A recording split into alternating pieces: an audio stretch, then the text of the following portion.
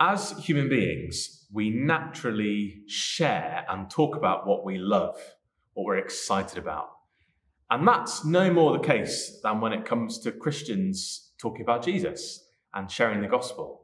If we love Jesus, if we're excited about being his people, if we above all have joy in our Saviour, we will naturally want to talk about Jesus. That's why when it comes to evangelism, we have to be careful about talking about duty and joy. Of course, it's our duty as followers of Jesus to share the gospel, to talk about him.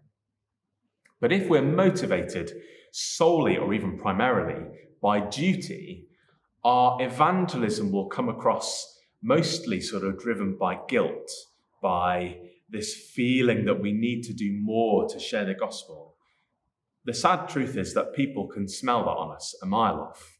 We become like salespeople peddling a product that we don't really believe in, as Mike Reeves and Dan Hames put it in their book.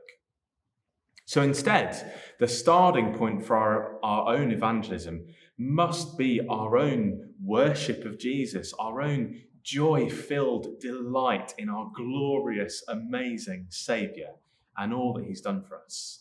I think that's the dynamic that we see, for example, in Psalm 96. Sing to the Lord a new song, sing to the Lord, praise his name, proclaim his salvation day after day, for great is the Lord, most worthy of praise.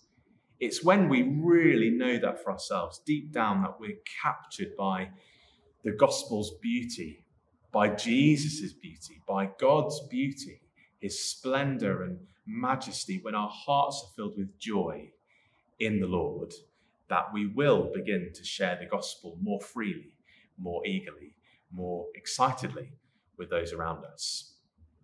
That's why when we think about all of those people that join our city, day after day, coming into the ports on the boats, if we're primarily motivated by duty, we'll be filled with guilt by all the ways that we're failing to reach those people or to do more to tell them the gospel. But if we start by remembering how brilliant our Saviour is, that's what will propel us out to share the gospel with these people who in their own countries maybe would never have the chance to hear the gospel, or for whom that would be more difficult in their own country. But there's also another dynamic to that, because when we share what we love, our joy gets multiplied and completed and expanded.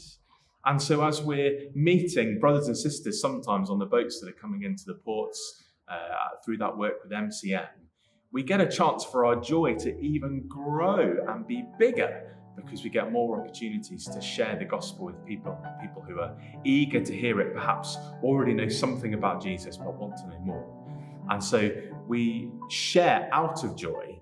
But as we share, we find that our joy actually grows in Jesus, because we're reminding and sharing in the joys of the gospel afresh for ourselves again. That's why we're so delighted to partner with MCM and to commit to sharing the gospel with the seafarers that come to our shores of this city.